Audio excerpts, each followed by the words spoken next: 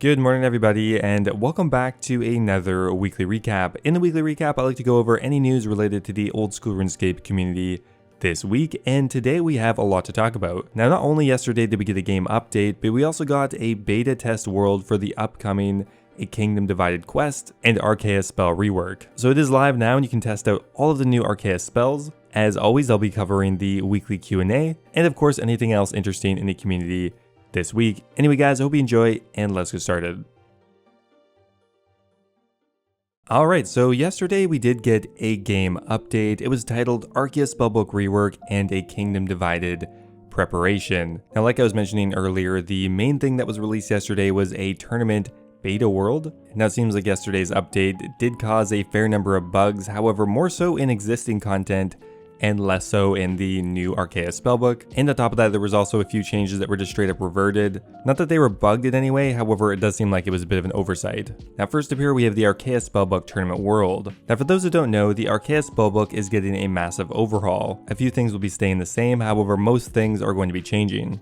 The rework is going to be coming with the new A Kingdom Divided quest, which will be required to be complete to access the spellbook. Now as for the things that are staying the same, first up here we have the Reanimation Spells, arguably the only useful thing that people used from that spellbook. However, to make more room on the spellbook, they're condensing all of the reanimations into 4 different spells: Basic Reanimation, Adept Reanimation, Expert Reanimation, and Master Reanimation.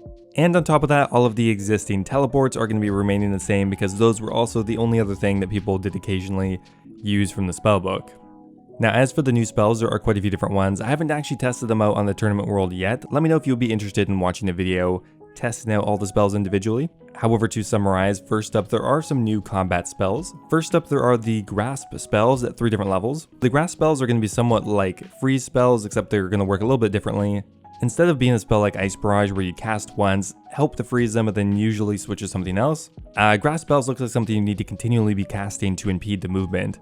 For example, Ghostly Grasp only has a 10% chance to stop the enemy from moving for 2 ticks, so not very much time. Obviously, the highest level grasp spell would do a bit better, with a 50% chance of stopping the enemy for 4 ticks, but still not that much time.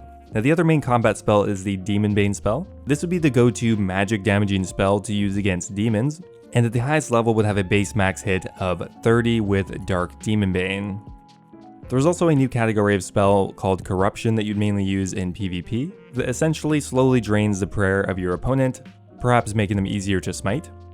And the final main category of spells would be Resurrection spells. Now this would be kind of like Necromancy. With the spellbook you'd be able to reanimate a few different monsters to fight along with you. For example, you could resurrect a ghost, a skeleton, or a zombie, which would have a max hit of 1, 2, and 3 respectively, and they would actually put out a significant amount of DPS before disappearing. Now that is the main structure of the spellbook. However, to fill things out, there are quite a few different utility spells and other kind of interesting ones you'd use in niche situations. For example, there's the Shadow Veil spell, which would give you a 15% chance of avoiding stun damage while you're thieving. Just a straight up boost for thieving, although you would have to remember to keep it active. There's the Dark Lure spell, which would actually attract an enemy towards you and prevent fleeing. For example, this would be very useful catching Implants in Prayre. There's the Vile Vigor spell, which is quite niche. It would convert all of your prayer points into run energy. Still kind of trying to figure out where you'd use that, but I'm sure there could be something that would pop up. There's the Degrime spell, which I'm very curious to try. It would clean all of the herbs in your inventory, awarding half of the normal herblore experience as well. That could be a pretty decent herblore training method depending on the speed. Another really interesting spell would be called Death Charge. If you cast it on a Slayer creature, whenever you kill it, you would actually recharge 15% of your special attack energy. However, there's quite a long cooldown on that. And finally here, the highest level spell would be Sinister Offering, which would convert 3 sets of bones in your inventory into prayer points and give 3 times the base experience. So the whole spellbook rework is very interesting, and undoubtedly there will be quite a few different uses for it, and it will definitely be more useful than the current spellbook. It'll be pretty hard pressed not to be more useful than the current iteration. Now one amazing quality of life change they made this week was actually to the music player. Now whenever you are in an area, it will actually play a variety of music from that area. Previously there'd be really harsh cutoffs whenever you enter like a new chunk, but now it'll just smoothly transition between a bunch of relevant tracks in the area, which I think is actually a huge change. It makes it so much nicer to walk around the world. It doesn't feel as jarring when you enter a new area. It just feels more modern, smoother, and probably nicer for new players as well. Now at the beginning of the video I mentioned that there was a few changes that had to be reverted due to an oversight, and that came about because of a few additional changes they wanted to make to the equipment rebalance. So yesterday they extended the equipment rebalance to a few additional items that they forgot. For example, the attack rate was reduced from 5 to 4 on the Gilded Spear and the Gilded Hasta. However, they also extended that change onto the Granite Hammer and the Obsidian Mace. By changing the attack speed from 5 to 4, they actually made the Obsidian Mace extremely good if you had the entire item set. I think some people calculated that it was even as strong or stronger than using the Inquisitor's armor set. So clearly that had to be changed. They reverted both the Granite Hammer and the Obsidian Mace. However, the other changes still stand. Now on top of that, there are a few changes to Below Ice Mountain. Now players are able to exchange additional item parts, for example the Baronet head, handle, or guard, for Baronet shards, so you no longer have to stack them up indefinitely. And on top of that, there's been a few changes made to the vault. The fee has been decreased to only 750 Baronet shards, as well as the drop table has been rebalanced to reflect the difficulty and time spent. I'm not sure if that means they made the drop table better, but God, I hope so. Now the other major change here is actually to the Baronet Mace, augmenting it to having a strength bonus of plus 40 and an anti-golem bonus of 15%, as mentioned in the original news post. I guess they just released it purposely underpowered and then they just buffed it later. Fair enough, I guess. And the final round of changes was to the skilling boss. All of these are simply quality of life changes or UI changes. For example, there's been a few quick climb options added. The actual UI for both mobile and PC has been moved a bit, making the boss fight run just a bit more smoothly. And that is it for all of the major changes with yesterday's game update. Now another really interesting thing that happened yesterday is Jagex released a hotfix that actually reduces combat experience gained within a POH by 90%.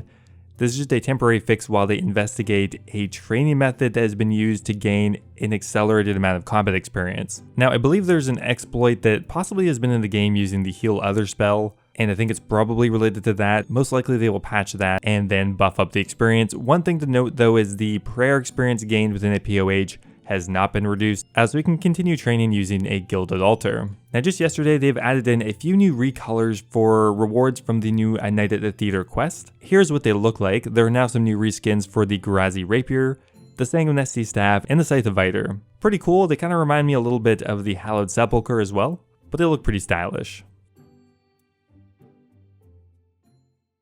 And to finish things off here, we're going to do a quick recap of the weekly Q&A from the RuneScape developers. Now, they did not actually spend that much time answering questions, however, there still are a few interesting pieces and tidbits from the live stream. Now, first up here, they did talk about the equipment rebalancing changes regarding the Granite Hammer and the Obby Mace and why they reverted it. And simply, it was just an oversight, no deeper explanation than that, just an error, and it happens sometimes and they quickly fixed it. Now, something kind of hilarious from the live stream is two of the mods have actually been working on a OSRS version of chess. Not lying, that actually took up like half of the live stream, but I mean, it's cool. I mean, they could potentially add chess into the games room now going forward. They reiterated quite a few times that this is something they've been working on in their spare time, not something that has replaced Raids 3, for example, just a fun little addition, that being chess. On a similar tangent, at the end of 2020, there was a poll question regarding adding a game zone to the Grand Exchange. Is that still happening? Yes, it's still happening. No, it has not been scrapped, and it's something that will be coming into the game eventually. Now, originally there was a special 150th quest planned. However, with the release of the new Theater of Blood quest and A Kingdom Divided, is that secret quest going to be 150 still?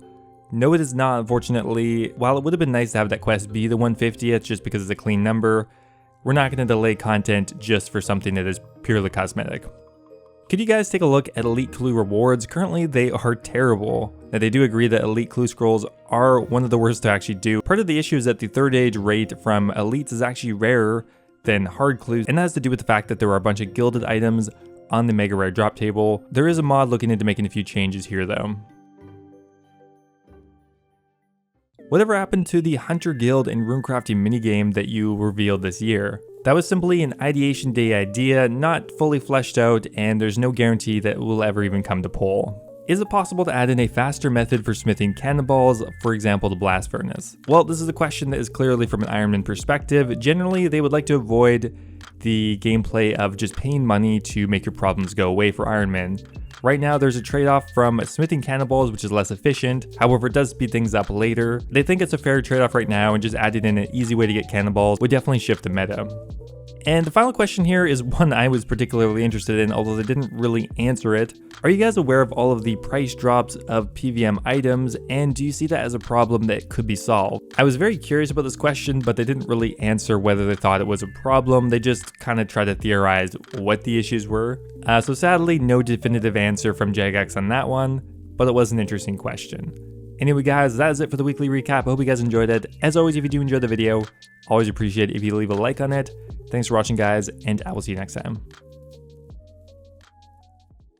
Now, before I go here guys, I want to give a massive thank you to all of my members over on YouTube. A giant thank you to Brian Robinson, Cappy, Colin Corley, Timothy Chen, Guy Fox, Valhalla Lad, Ocelot, and Kush Patel for all being subscribed at the Dragon tier of YouTube membership. Thank you guys so much as always. Also a big shout out to Clack Clack, Need My Pills, Branton Griffin, All Things Gaming, Birdbot, and Base Titch for all being subscribed to the Baronet tier. Once again, a giant thank you. As always, if you guys are looking for another way to support the channel, becoming a YouTube member is an awesome way to do so. You can become immortalized in the end credits of all my future videos, get access to my video release schedule, and get a custom role in my Discord server.